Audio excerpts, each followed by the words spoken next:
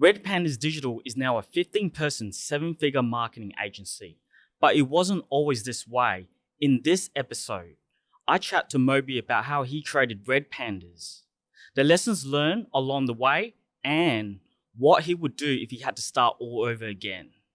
All that and a whole lot more in this episode of Inbound Buzz. Welcome to the Inbound Buzz Podcast, your weekly jolt of all things digital and inbound marketing. Brought to you by redpandas.com.au. Now for your host and co-founder of Red Pandas, Moby Sadiq. So, welcome to the Inbound Buzz Podcast, episode 112. My name is Tony Cow, and I'm joined by Moby Sadiq. How's it going, Moby? Good, Tony. How you going, my man? You Yeah, alright? good. You've been a bit busy this week. Yes, we've been really busy. Some really exciting developments. Things where we'll be sharing with everyone along the way. A lot of content coming out, but all good things, man. Yeah, good things. I'm excited, Moby. Very excited. So, Tony, what's making news this week, man? Exciting. Something about YouTube. So what I found out this week was YouTube's keyword research tool that's rolling out for everyone, but only for the US, Canada, Australia, New Zealand, and India. And what's interesting about that is... So what is it? Like, what is this YouTube research tool? Because I haven't heard anything about this. This is really cool. What will it allow us to do? Yep. So do you know Google's keyword planner, where we're allowed to know about data on search volumes? Well, YouTube's allowing us to see that data now, Moby, and that helps us to create better relevant content for the viewers and the audience. What that means is originally people were creating content and they didn't know what to create. Now YouTube allows you to see that data and what relevant content to create. What makes it better is for local businesses that don't know what to create, they can go search and see what their viewers are searching for on YouTube and what content to create. So it's pretty interesting, especially when you're making videos and content creators. It really helps. And what they've allowed for is content, something called Content Gap. So if you're searching for digital marketing, and let's say there's high volumes of searches, but there's not many results, that's a content gap. So that's YouTube telling you create content for that relevant search. So it helps, businesses create relevant content. Right. So it's like doing SEO for YouTube. Yeah, in a way, but it's, just we're able to get the insight and the data. Yeah. So rather than advertising as well. I don't know if people are searching for this. It's like keyword research for YouTube, so you can focus on things that people are searching for and help include that in your content strategy. Yep, and it's also like paid ads as well on YouTube, Moby. So let's say you're doing keyword targeting, you can add it in and target it, those keywords. So it helps, Awesome, cool. Yep. What else is making news? TikTok introduces TikTok Pulse. TikTok again, right? Yeah, TikTok. It's the big thing right now, Moby. Billions of views. It's interesting for businesses because now businesses can show their brand in the top 4% of the highest videos viewed on TikTok. So it's interesting. So something that's gone viral within that community. So TikTok is actually categorizing into 12 different categories. Some of it's like fashion, cooking, beauty and stuff like that. Yeah, health and stuff like that. And brands can allow to advertise and put, position their brands next to those high content. But what's interesting is, some brands might be thinking, what's the brand safety? And there's a filter for that. So, brands can position their videos right next to, video content that's, safe. Right. So you can now target the top 4% of videos in a number of categories, but you don't want to see, your brand on, maybe some teen shaking her ass, some dude swearing or something. So 100%. Your brand doesn't have that. Yeah. Okay. That's awesome. Okay. And that's it for your news buzz. For our next segment, Feature Buzz, we're going to talk about how Moby started Red Pandas. And this is interesting because I'm actually excited about this. It's a few people have talked about it in the group, so in the team, but just want to let you know Red Pandas, I joined and it's been an amazing experience. It's a great team, great culture, and it's interesting for Moby to share his knowledge, his experience, the difficulties. So Moby, my first question is, when did it all begin? Yeah, so I like a lot of things, it was born out of frustration. So I used to work in corporate marketing. I probably worked in corporate marketing for about 10 years, and I just really wasn't feeling challenged. I felt like I was blocked. I felt like people saw marketing as a cost center where I was and not a profit center, and I just wasn't being challenged. And the other thing that I found as well, that we used to work with agencies, creative agencies. And I'm like one of those people, like, I need to know how things work. So we'd work with these agencies. I'm like, I can do that. I can do that. Like, why are we using agencies, right? I need to learn the totality of marketing and digital marketing. And then I realized there's sort of niches. So it actually wasn't my first business. My first business was selling courses, digital marketing courses. And not that it was a bad business. Actually, it was a pretty good business. I got into selling courses before a lot of people did, but I didn't know how to scale it. I didn't know what to do with it. It was just me. I didn't know how to make money out of it. So I learned a lot from that. And then, Red Pandas was eventually born. Okay, interesting. So my next question on top of that is like, how did you go from like a side hustle to like a full-time, like gig, like a role? Yeah, so I worked full time somewhere, and like I said before, I wasn't feeling very challenged where I was.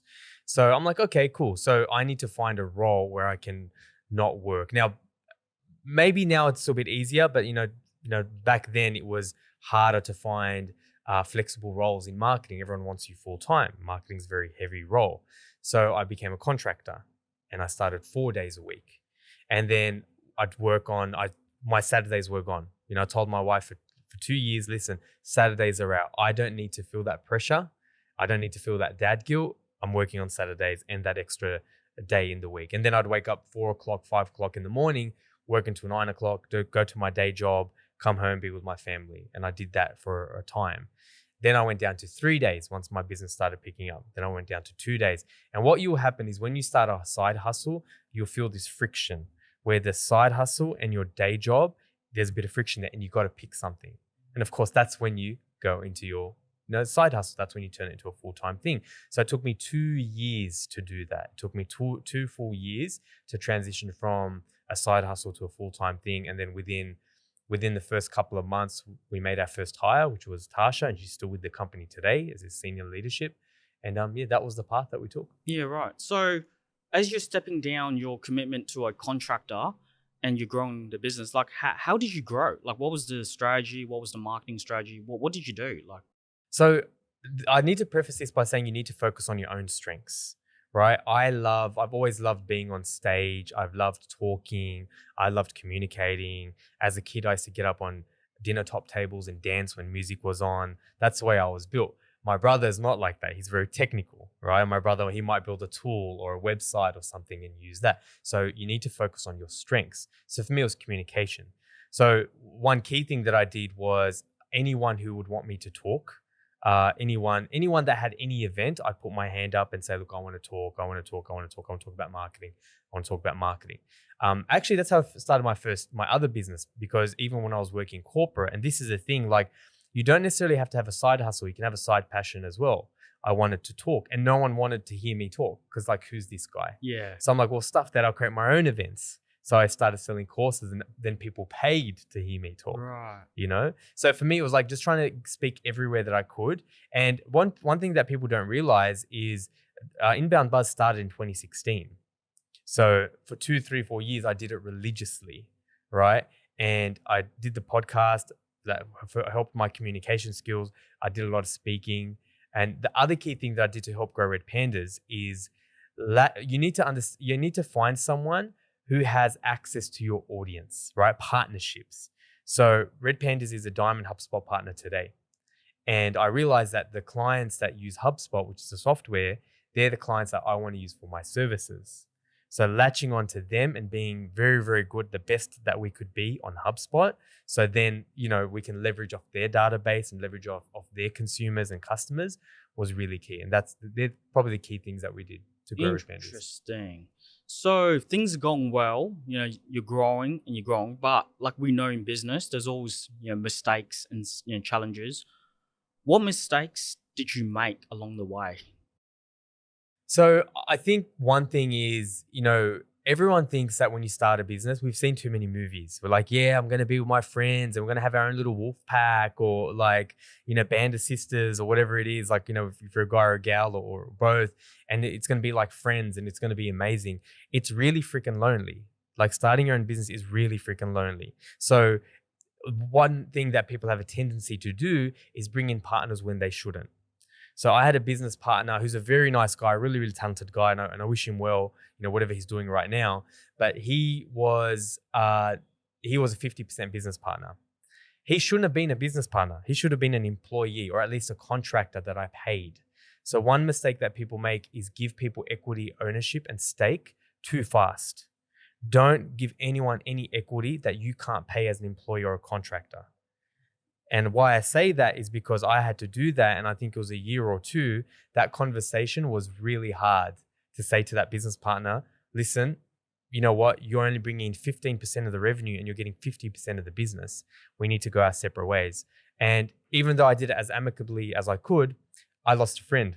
That guy doesn't talk to me anymore, right? So, there's that relationship gone. So I think that's one of the biggest mistakes, partnering, or you need to understand like what everyone's going to bring to the table. I know sometimes that's not that clear, but for example, say you and I were starting a business, Tony, and we're going to start a new app. I might be like, look, Tony, dude, I'm the mouth. I'm the bullshit artist. So I'll do the talking. I'll do the marketing. You're the tech guy. You develop the software. You develop the programs and HR or something. Do you know what I mean? Like you have to be very clear on what your role is going to be and as equitable as possible. And be open to the idea that if we progress in business and you are not pulling your weight, maybe we need to change this 50-50 strategy. But that's always a lot harder to do. The other mistake I would make, and I don't think this is only a marketing thing if someone wants to start a marketing agency, is just trying to copy everyone else, being another Me Too agency. So the first thing that someone might do if they want to open a marketing agency is like, okay, what is it? What else is everyone else doing? Or a video agency or whatever it is, right? What is everyone else doing? Let me check out their websites. Okay, they have these packages, these packages, these packages. Okay, awesome. That's what they have on their website. We're going to do that too. And maybe we'll price it a little bit lower, right? That's not a good strategy. Because there is only two ways to win in business. Only two ways from what I've read, right? This is not Moby's data, this is empirical data. But that is cost and differentiation, right? Two ways to win in business, cost or differentiation. Cost is trying to have the lowest cost base. And you can't do both. Because if you're trying to be the most cost efficient and effective option in the market, everything is geared to cost, right? So your gear might be cheap, your online systems might be cheap. Everything is geared to cost minimization. When you gear a business to differentiation, so you're different, you offer something different, like maybe online courses or, like something that no one else is doing, you have to gear your business to that. So there's a lot of upfront capital investment, right? Do you know what I mean? Yeah, right. It's like, are you going to use like a Land Cruiser or you're going to use a Tesla, right? They're two very amazing cars, but they're built for different tracks, right? So I think that's also another mistake people make. They just try to be everyone to everything and just be a Me Too agency. Whereas you need to realize there's two ways to play to win: cost or differentiation. So like on top of that, like is that what mistakes you see new agency owners make, or what else is there that new agency owners would make? One of my bugbears is, and this is probably in a lot of agencies, I worked 10 years in marketing before I started an agency. Yeah. 10 years. There are so many people that I know that they've done one marketing job or two marketing jobs or whatever, and now all of a sudden they're an expert. Yeah. Like it's a bit of a pet peeve of mine, right? Like how dare you go out there and say you're an expert and ask people for money and be a marketing expert. Like a YouTube guru. Right? Yeah, a YouTube guru or a social media guru or a digital marketing guru or email marketing guru or whatever it is. How dare you do that? You don't have any right to do that. Now, you can do that. You can try, but you're going to, the market's going to see. You're going to get small potatoes. You're going to be paid for what you're worth, and it's going to take a long path. So I'm not knocking it completely. I understand the hustle and I respect the hustle, but I'd say like, firstly, your objective shouldn't be to start a business first. It should be get good at your craft. So find someone you respect and admire that you can learn from first. That is your premier objective, not trying to start a business. Well, that comes to my next point, Moby. Like, what advice would you give to anyone out there, right? that's wanting to start their own business? You talk about learning and getting mentorship. Like, what advice would you give to people? Before I go deep into that, I feel like I need to address something. I feel like that it's such like a thing, by 25, you need to have your own business, right? Like we've gone too far. We kind of have overcorrected, right? Like we have to start a business by this age or that age. And we really triumph and herald business owners and what they do. And I'm not saying not to, but you shouldn't just do that for the sake of it. You know what I mean? Like first you need to realize, like, do you even want to start a business? Like, do you have a passion? Like, is there something you're going to love? Is there a commercial opportunity? And think about, like I always say, like a good business is one where you can sell it for something in the future, right? There's another type of business as well that's suited to different types of people, like a lifestyle business. Like if I was a surfie and I just wanted to like give people surf lessons, and I don't, by the way, but I just want a lifestyle business where a bit of money, and I love that, right? But that's not me particularly. So first you need to realize like what's the reason you're doing it and whether you even want to do that, because it is lonely. You need to be aware of your weaknesses and whether you're going to be able to hide those in future. So I'm not sort of scaring anyone. Obviously, I'm a huge advocate, and even at Red Pandas, like we really encourage people having side hustles and that type of thing. But just be mindful that you don't need to. Maybe you want to first learn a passion and learn from someone smarter than you first, and then you know what? I understand. I'm going to put my own angle to it. But in regards to what was your question, by the way?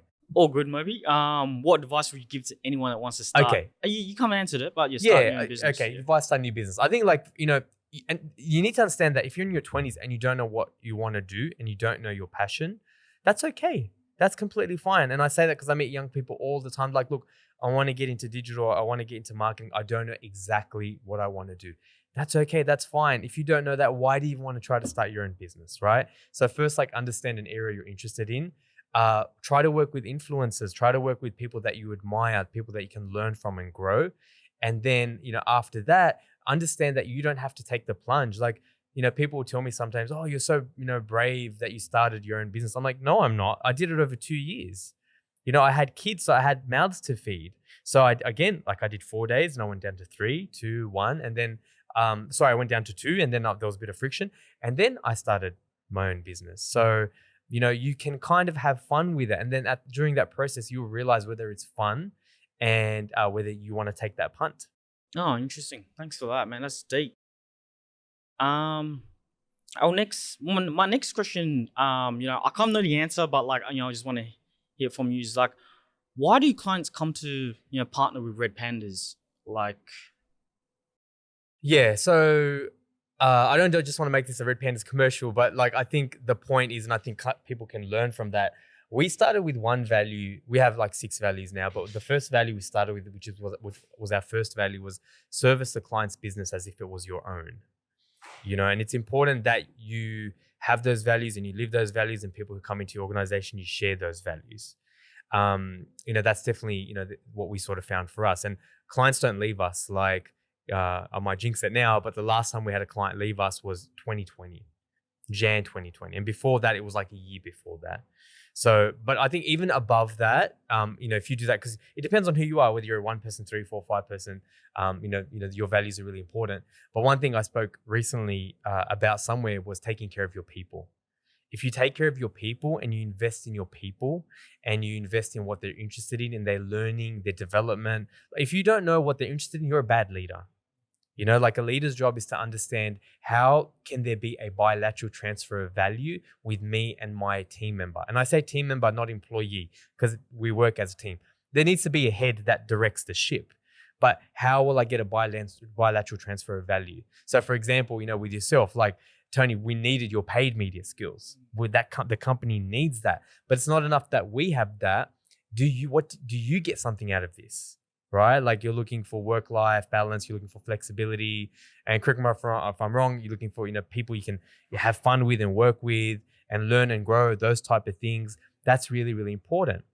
So investing in your people, investing in training for them as well, which is something we recently, we realized we weren't doing enough of it. Because in the past, we're like, yeah, we believe in training and development. Just let us know what you want to invest in. And we're like, no, we have to be a little bit more proactive. Because if you invest in your people, you take care of your people, they will take care of your clients. 100%. And I can give proof to that. we're doing a bit of a book club reading. Also, you pulled us in a few video, community. What was it? Video editing programs and courses. Courses. Yeah, so things always are Red Pandas, and like you're right, we're having a crack of a time, but we work hard and we deliver, and it's a great culture. Honestly, like that's just from my experience. And that comes down to it. Since the day you started, Moby, to now, what were some of the most memorable moments at Red Panda? So I think particularly if you're developing I think every business, you have to really enjoy working with people and seeing them grow. Every business, whether you're developing an app or you're a crypto company or a Web3 company or a service company, I think that's very, very important. But particularly in our industry, like if you have a service-based industry, a people-based industry, for me, seeing people grow, like seeing them